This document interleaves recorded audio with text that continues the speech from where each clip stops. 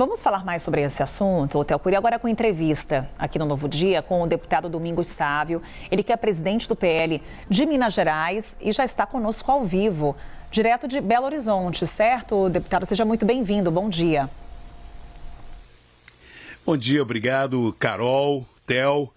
Prazer falar com vocês na CNN e com todos que nos acompanham.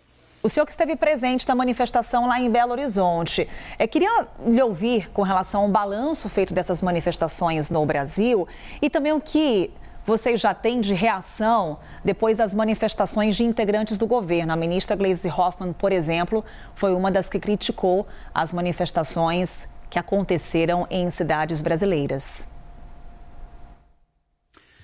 Olha, Carol, talvez a ministra Gleisi Hoffmann não goste de ouvir a população. Manifestação é a coisa mais legítima da democracia, manifestação vinda do povo, com a participação popular.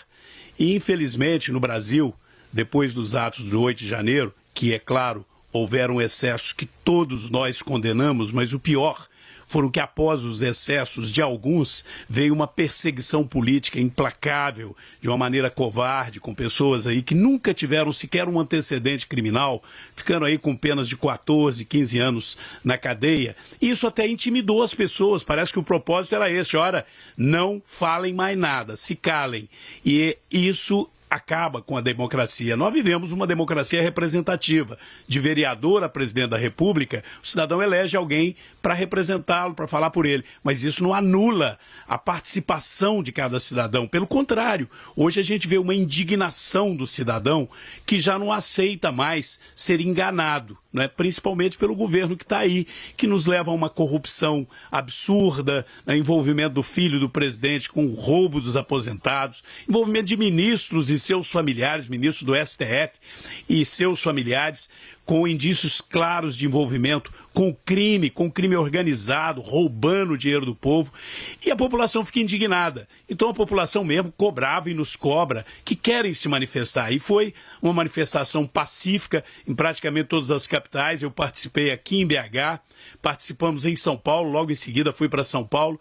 E além dessa participação ser um ato da população que vai voluntariamente, que se organiza, aqui em BH tinha gente do estado todo, em São Paulo tinha gente do Brasil inteiro, a gente viu essa indignação se manifestar também no desejo de mudança. E essa mudança tem que se construir com entendimentos, com um trabalho de compreender que o Brasil é maior do que qualquer projeto pessoal. E ali, portanto, ficou evidente que não era um ato eleitoral. Quando você vê candidatos de partidos diferentes dentro do mesmo propósito. E isso eu acho que é positivo. Eu, pessoalmente, defendo que haja, sim, uma união da direita. É claro que num primeiro turno é razoável, é compreensível que você tenha mais de um candidato da direita, mas é uma eleição que deve se definir em segundo turno. Então, essas manifestações também sinalizam de que para resolver o problema, e na democracia o caminho tem que ser esse, para resolver o problema é nós nos unirmos para tirar de vez a esquerda do comando do país, para derrotarmos Lula e os seus aliados. Isso tem que acontecer nos estados e tem que acontecer no Brasil. Então esse diálogo está acontecendo, mas a manifestação foi de protesto, defendendo que, de fato, se o Lula está envolvido com corrupção através do seu filho, se o país está mergulhado aí numa tendência de crescimento do crime e da violência, nós temos que reagir. E é importante que o povo participe, e foi o que a gente viu. Participação espontânea da população, gritando fora Lula, fora Moraes, fora Toffoli e, obviamente, sinalizando que querem a mudança, que Flávio Bolsonaro representa uma esperança, mas que, ao mesmo tempo, a gente dialoga com o Zema, dialoga com o Caiado, com outras lideranças que pensam da mesma maneira que nós pensamos. Deputado, bom dia para o senhor, obrigado pela participação. O senhor sabe muito bem, o presidente Bolsonaro, ele foi divulgado uma carta escrita por ele na prisão, em que ele fala justamente sobre a necessidade de união nesse momento, e isso foi visto durante essa manifestação. Eu queria entender com o senhor, diante de rachas e divergências que são naturais da política, mas dentro do próprio partido, inclusive no núcleo familiar do ex-presidente, frente, se isso está superado, ou se o que a gente viu ontem mostra um início de uma superação e se é possível, eu sei que nada nunca é definitivo, mas se é possível esperar essa união, inclusive dentro do próprio partido, daqui para frente. Olha, Theo, isso ficou muito evidente, sabe? Primeiro, já havia algumas sinalizações nesse sentido, conduzidas pelo próprio Flávio Bolsonaro. Eu me reuni com o Flávio semana passada em Brasília, eu estive reunido com ele, o Nicolas também esteve reunido, depois houve uma reunião ampla com toda a bancada federal de deputados e de senadores, e a palavra de ordem sempre foi união. E mais do que isso, a gente viu isso se materializar em cima do palanque, né, em que Nicolas, que é um grande líder, que veio com esse movimento do Acorda Brasil, com aquela caminhada, que eu acho que ele mesmo disse, foi tocado por Deus para dizer alguma coisa nós temos que fazer. E o que nós precisamos fazer é trazer as pessoas para participarem, para que elas possam manifestar sua indignação contra tanta corrupção, contra tanta perseguição do STF, contra o crime e a inversão de valores prevalecendo num país em que a gente chega ao absurdo de ver num desfile de carnaval financiado com dinheiro público, debocharem da família brasileira, debocharem da nossa fé cristã, usar o dinheiro público para ficar promovendo o Lula de uma maneira absurda, né, que chegou ao nível do ridículo, mas ao mesmo tempo de crime eleitoral descarado. Então tudo isso nos inspira a reagir, mas reagir com união. E como eu dizia, a gente viu ali o Flávio e o Nicolas unidos nesse propósito, o Eduardo Bolsonaro, que tem lutado de forma isolada, porque ele teve que se exilar do país para não ser preso e poder continuar lutando. Sofre nesse momento, e é claro que estando sofrendo a distância de estar longe do seu pai, num momento tão difícil que Bolsonaro passa, perseguido, doente, preso de uma maneira covarde como está, este sofrimento acaba repercutindo em, às vezes, uma manifestação ou uma forma de se expressar de um ou de outro que se torna pública e parece que cada um está caminhando numa direção. Mas ali ontem ficou muito claro. Como eu disse, o próprio Eduardo entrou ao vivo, elogiando a iniciativa do Nicolas, o Nicolas mostrando claramente que é um líder hoje com uma responsabilidade enorme com o futuro do país, defendendo a união de todos nós, que temos a compreensão que é nossa missão combater a corrupção, combater os abusos do STF, e combater isso significa, por isso que o slogan era Fora Lula, porque o Lula vetou a anistia, porque o Lula tem o filho dele envolvido com uma mesada de 300 mil do dinheiro roubado dos aposentados e procura blindar o seu filho, né? Então, imagine se é um filho do Bolsonaro, né?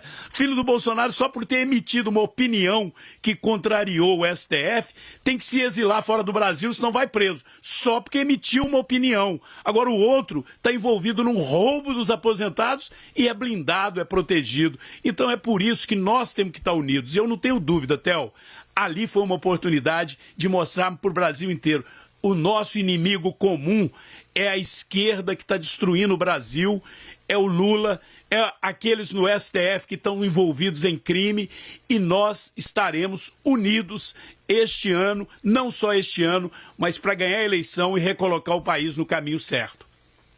Deputado, o senhor está falando aqui em destaque conosco com relação à União, e aí ele questiona a União aí em Minas Gerais. O que nesse momento o PL prepara para a disputa de governo estadual? Alguns nomes chegaram a ser ventilados e nesse momento já há uma reavaliação do cenário por aí?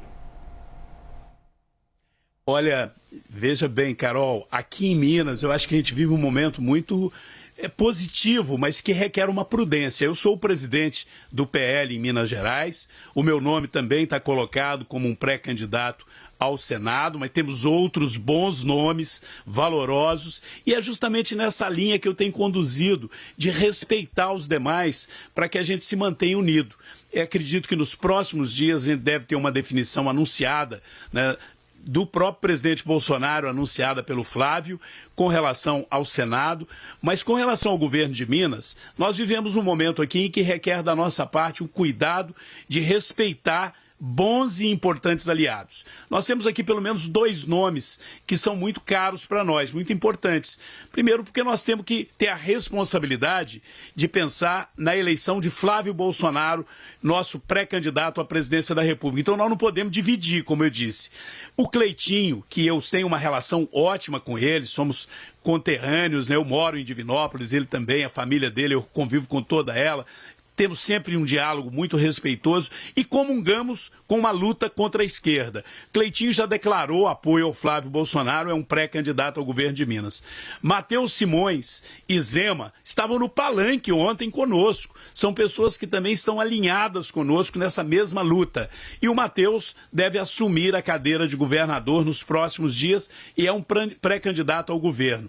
Nós temos dialogado tanto com o Matheus como com o Cleitinho. Se não for possível estarmos todos juntos no primeiro turno, com certeza estaremos juntos no segundo turno. Então a primeira coisa que nós não podemos fazer é nos precipitar e de alguma forma desconsiderar ou deixar de ter o cuidado, o respeito com cada um desses líderes. Mas além disso, nós ainda temos um período aí de um pouco mais de 30 dias que nós podemos escolher, não para escolher o candidato é até a convenção, mas nós podemos ter até filiações no PL ou em outros partidos aliados, e isso está sendo dialogado aqui em Minas. Eu te asseguro uma coisa, nós vamos sair unidos em Minas e nós queremos dar um apoio ao nosso pré-candidato Flávio Bolsonaro, porque Minas é decisiva para o futuro do Brasil e não faltará a Minas esse empenho para dar a nossa contribuição de mudança. Estaremos nos empenhando para estar caminhando todos juntos para garantir um futuro melhor para o nosso país e para não ter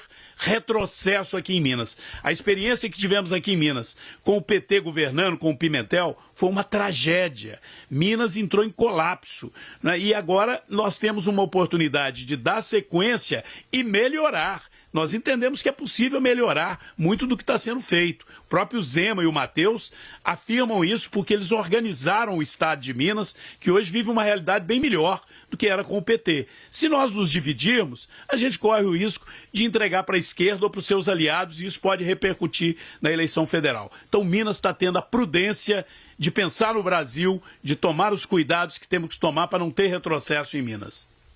Deputado Domingos Sávio, presidente do PL de Minas Gerais. Deputado, muito obrigada por essa conversa, trazendo aí um balanço da política em Minas, política nacional e também das manifestações que aconteceram no domingo. Um ótimo dia. Obrigado, Kátia. Obrigado, Theo. Um abraço a todos.